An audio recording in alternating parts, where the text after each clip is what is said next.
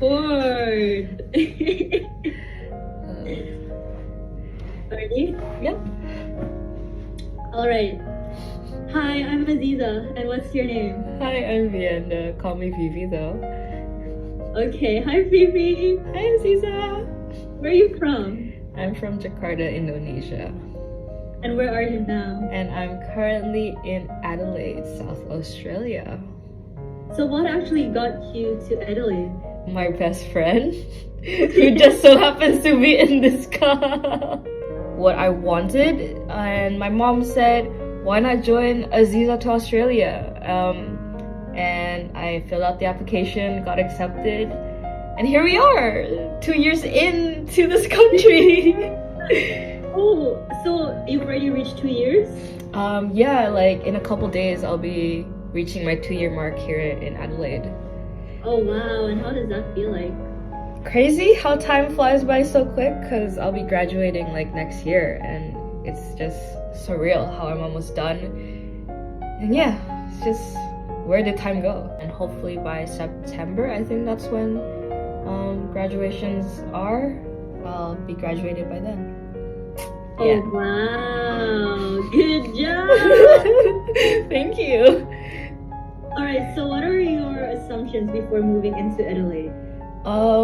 That nothing happens in Adelaide. What are your plans for your future? Do you think you'd be staying in Adelaide? I don't think I'll be staying for long, if I'm being honest, because I do have like a future plan working in motorsports.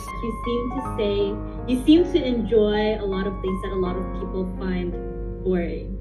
Or you mentioned how people find Adelaide boring. That's like, true. The person, do you think you are like an appreciator of boring things? I think so. I feel like people don't appreciate things as much when they're like living through it. I guess I don't really know how to describe it, but I do just appreciate the little things that happens. Like I wasn't always like this, that's for sure. I think when I grow up, I had to live alone for like a little bit, and I'm living alone again now. I think you really have to start appreciating a lot of the little things. And yeah, I don't think you should just like brush things off as easily. How do you think you go through the process of finding the good things on bad situations? I think you cry about it a lot first. I think you have to go through the process of feeling sad, you know, like you feel sad about it, but then you get tired of feeling sad. So you start thinking, what are the good things? And then that's when you sort of like pinpoint like, I might be sad now, but if I do this, I can be happy. Because like when I was first moving here, like I was sad, you know, like I had to be here alone. I didn't really have anyone I know that's like I'm close with, and I got really sad. But then uni started. I met one of my close friends there, and it's like, you know, you do kind of have to go through being sad first, and then you start to accept that this is not forever. This, things will happen to you, good things, bad things, but that's just how things work. Is there something you're really looking forward to at the moment? Oh my god, so what am I looking forward to? So I recently got my first job. And tell us more. Oh my god! So I'm working with UX at the moment in the Uni of Adelaide, and I love the team. They're amazing, and I'm hoping for a longer future with them, like fingers crossed.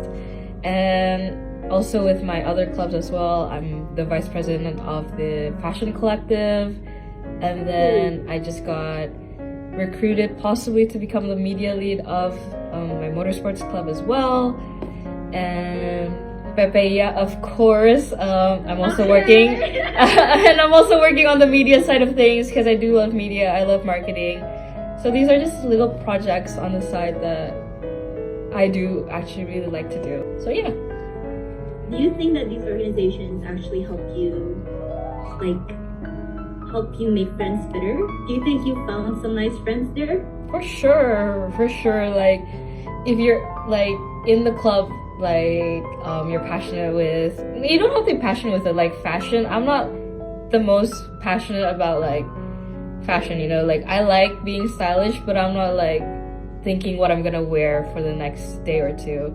But I think it's just something really fun to join. So I did join last year, and the people were so nice.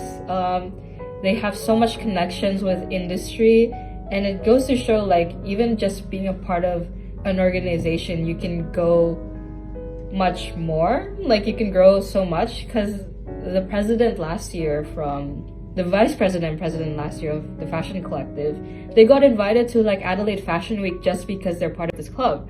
So like that goes to show like even being in these like uni organization, you could be invited to something so big and so almost like crucial to what you want to do in the future.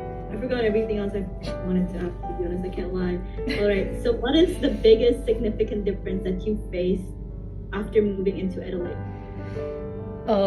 Personally, it was definitely just maybe the isolation almost, because when I first moved to Adelaide, I didn't immediately go to university. I had to go through college first, and for some reason when I went to college, almost everybody had their own cliques already. Like a lot of the Chinese, yeah, I feel like it. Like all of the Chinese Hong Kong students were in their own thing, and then before you arrived, I was the only Indonesian, so I felt pretty alone. So I think that was one of the biggest challenge I faced, was just trying to find people that I could genuinely click with and have a connection with. But as time goes on, I've made some pretty cool friends, so it's not too bad now. Oh, do tell us about all of your pretty cool friends. Which one should I mention? Yeah, it's definitely because I was very, very shy. I'm still a very shy and introverted person. I'd like to say I'm better now at talking to people, but when I first moved here, I was still very much in my own bubble. So it was pretty hard for me. But yeah, after, like I said, joining like clubs, getting out of my comfort zone, I started to feel more comfortable with myself and with talking to people. So yeah, that's definitely me thing. Congratulations! Thank you. And I'm pretty sure you do have like a significant development in terms of your social skills if you got to join all of those clubs and all of those primary, what do you call it, positions as well, vice president, media head. And how did you actually sell yourself? Actually, tell us more about that. Did you just go for it? Where did you like start small and then like slowly grow into it? Like how did you get there? Yeah, it's definitely the growing small and just getting there. Like so it's just starting small, just doing what I'm told to do, and then just trying to show a little bit personality while I'm doing it as well. I think showing who you are as a person is also really important, because I don't think people want to see just like you working kind of thing, you know, like you need to show that you can be fun, you can be open.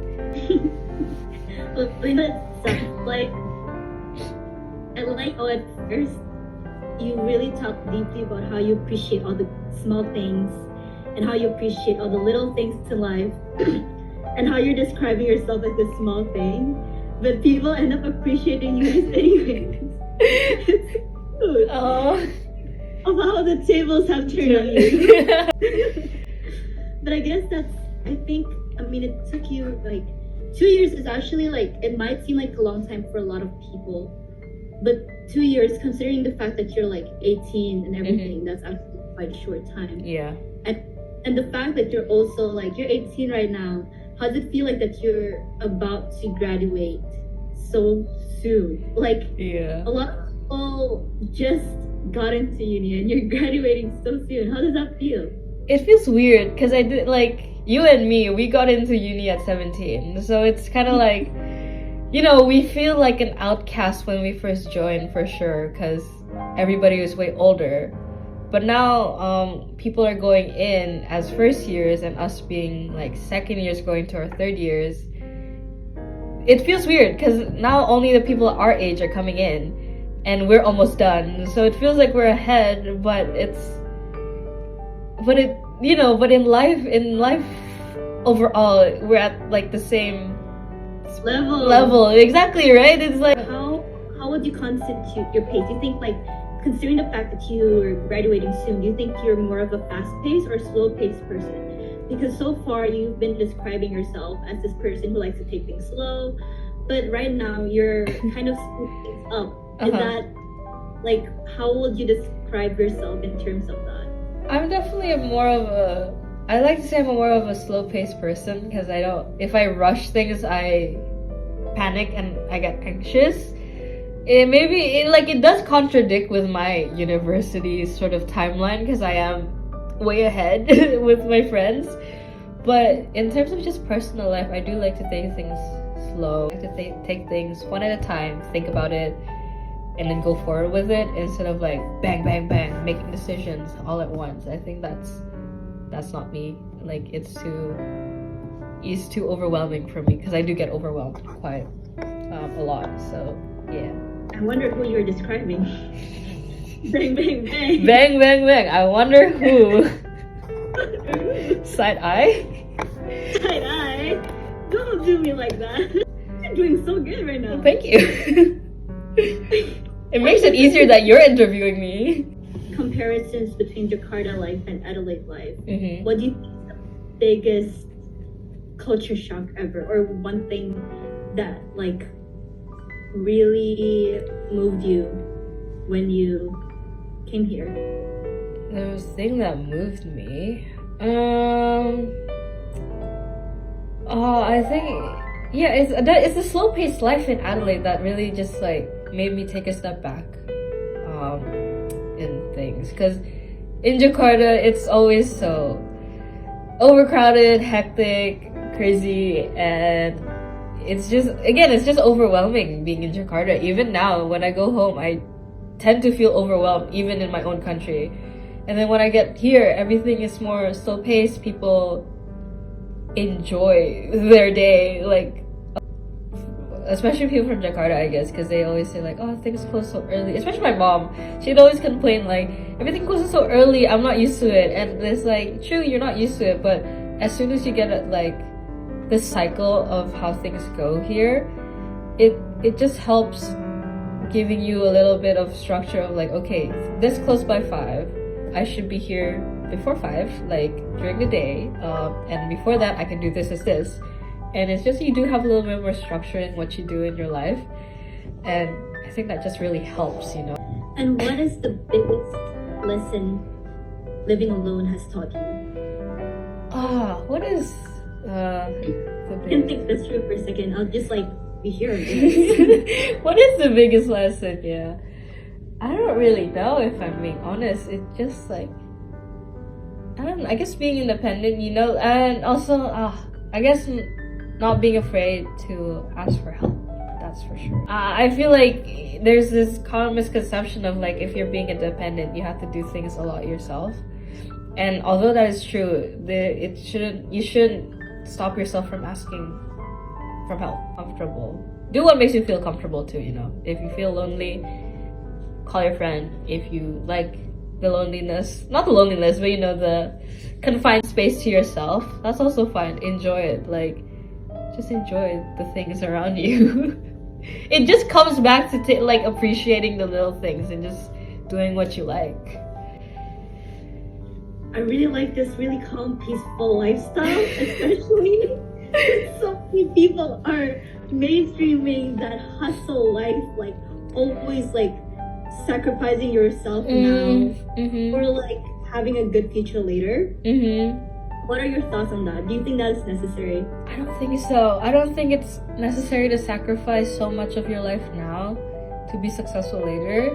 Because it's like, I feel like you're gonna, like, maybe not for all, but, at least for me personally, if I look back at it and if I'm not doing all these things I am now, I'll definitely regret it a little bit, because I wasted my uni life to just focus on my future. And if I, there's always that anxiety of not being able to achieve what you wanted in the future, and that's gonna let you down even more. That's gonna put you down into that wormhole of like, I didn't do as good as I wanted, and just not overthinking. And I don't really want to do that.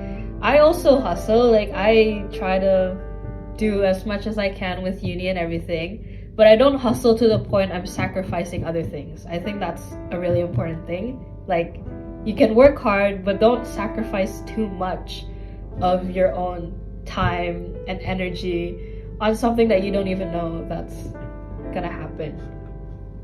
So, And what are things you would never sacrifice for your future? Oh, what are things I would never sacrifice? Oh, that's a good one. What would That's a good one. What would I not sacrifice? There's a lot of things. I think I don't want to sacrifice my mental energy on something that I'm not really, interested or like keen in. Like me, it's just I don't really want to waste the mental energy on stressing and panicking too much on something. I see. Yeah. That's good. You're just putting yourself, I think it's very strategic actually. Because then you're just making sure you're at the right place and putting the right energy into things. Yeah. And I think that's a lot of things, like personally, that's something I have to learn because I'm not very generous with my everything. I know you are. I'm concerned for you. And the bad side about being generous with everything and about being so ambitious with everything and about wanting so many things is that sometimes you forget what actually matters to you. And when you're so generous with giving yourself, sometimes you forget to give to yourself. Exactly. That's so true. You need to practice. Okay, girl, thanks for letting me know. Thanks for letting me know. Of course, I gotta be here to remind you, always.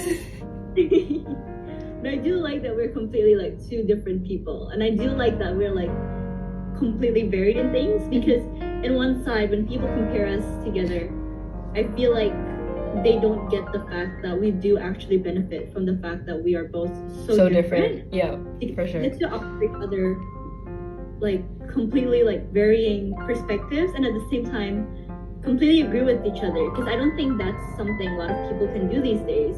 Is that I don't think a lot of people can see a different perspective or like understand a different lifestyle that is not suitable to theirs and think like, oh, that's a good life. You know what I mean? Yeah. Like, when I hear about your life, now that I'm asking you so many questions that I probably usually don't ask you, I realize that like, that is such an enjoyable life. And how do you feel about your life? What do I feel about my life? It's I don't know, this is a bad way to describe it, but it is what it is in a way. It's just like, this is how I live my life, and I don't really have much opinion of it because I like where I am. I'm enjoying who I am, and I think I'm in a very good headspace despite what happened. I think I am in a good place, and I'm really enjoying myself. So yeah, I really like where I am and who I am. So yeah. That's good. I really like who you are. Yeah, I love you.